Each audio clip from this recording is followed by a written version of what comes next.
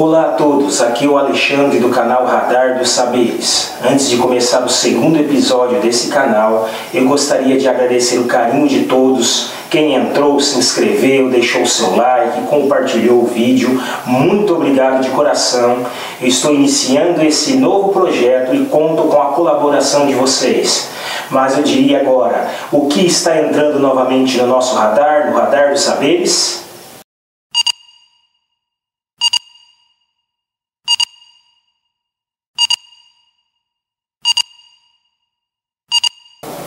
Cidade de Élique, costa norte do Peloponeso, noite de inverno de 373 a.C.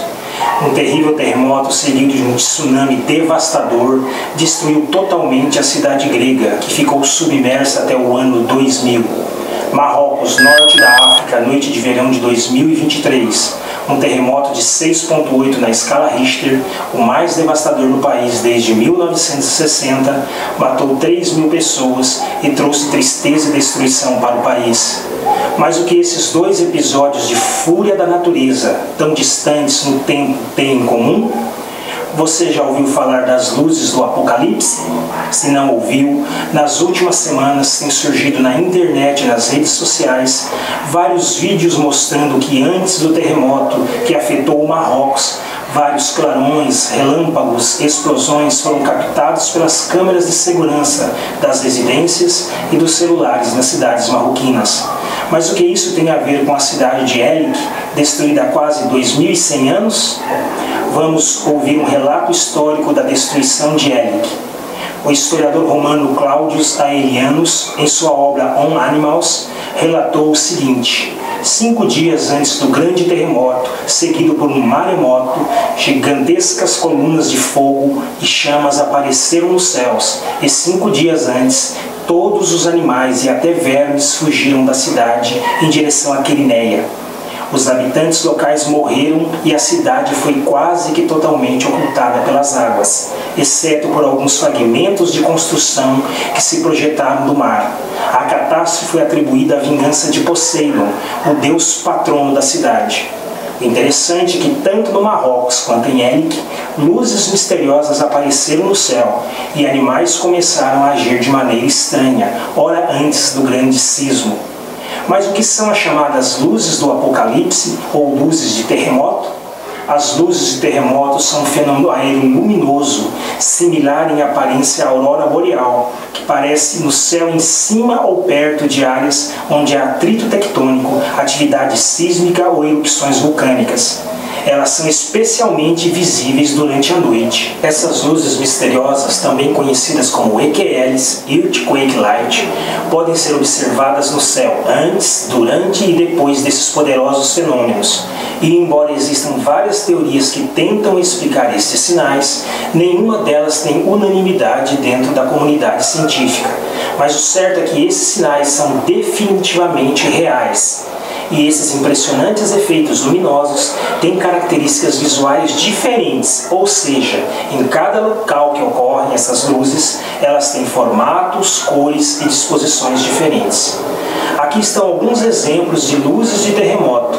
Elas podem aparecer como relâmpagos sísmicos semelhantes aos relâmpagos comuns, mas normalmente de maior duração, às vezes iluminando grandes áreas do céu a partir do solo, mas sem trovões. Faixas luminosas na atmosfera, às vezes horizontalmente ou verticalmente, e em outros episódios em feixe, de aparência semelhante a algumas auroras polares. Incandescências globulares, móveis ou estáticas, às vezes anexada a faixas luminosas, chamadas de orbes ou globos. Elas têm a aparência de uma bola de luz, parecendo pedras incandescentes flutuando no meio do ar. Línguas de fogo, pequenas chamas tremulando ou rastejando ao longo ou perto do solo. Chamas sísmicas vistas emergindo do solo com uma chama de gás evanescente, mas raramente causando queimaduras. Luzes coronais e de descarga pontual do interior da Terra à superfície. Mas quais são as causas das luzes do Apocalipse? Quais são as explicações dadas pela ciência até o momento? As teorias sobre as causas dessas luzes variam desde relâmpagos comuns até OVNIs e aparições sobrenaturais. Cientificamente, existem duas teorias que tentam explicar esse fenômeno.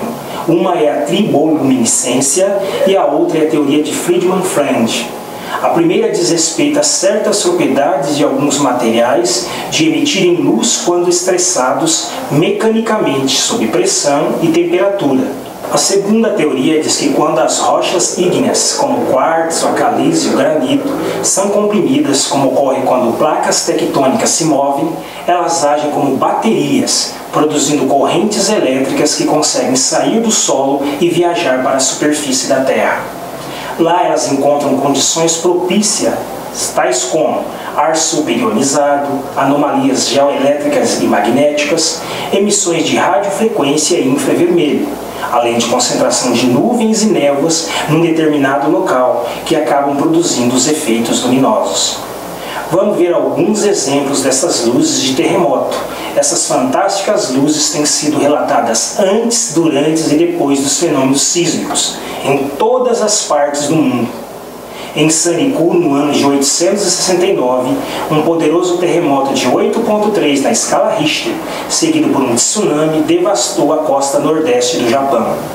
Segundo o documento histórico Nihon Sandai, o grande terremoto foi acompanhado por um fenômeno luminoso e costeiro, e diversas áreas foram iluminadas no escuro.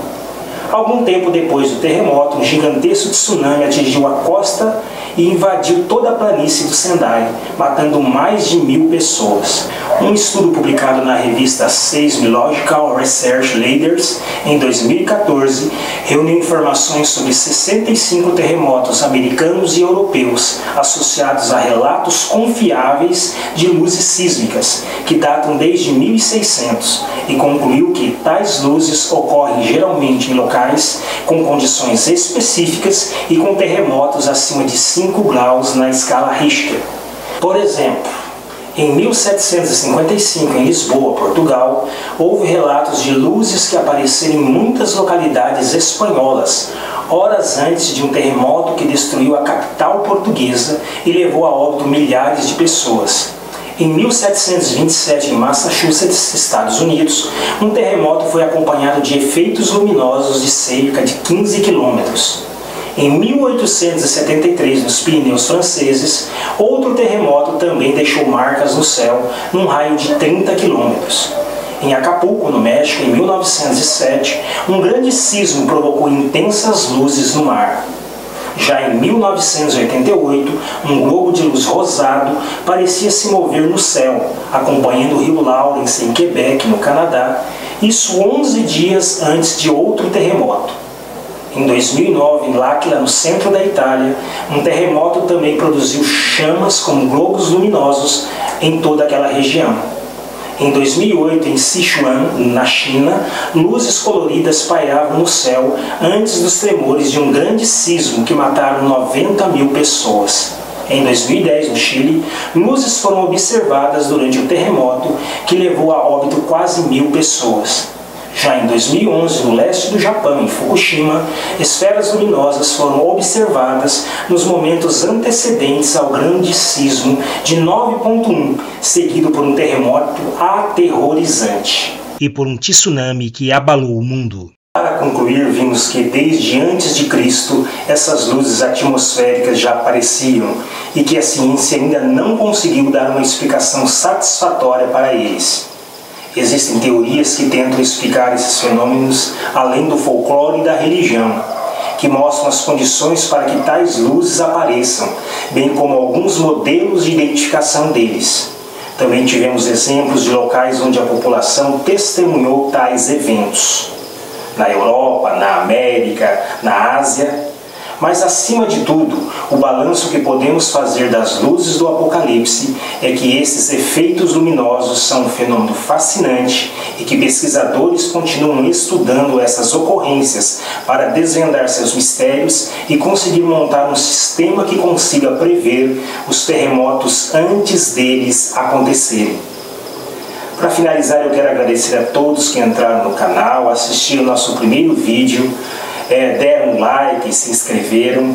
Peço que você me dê uma moralzinha aí, compartilhe esse vídeo com os amigos e quem ainda não se inscreveu, me dê essa força nesse novo projeto que eu estou investindo.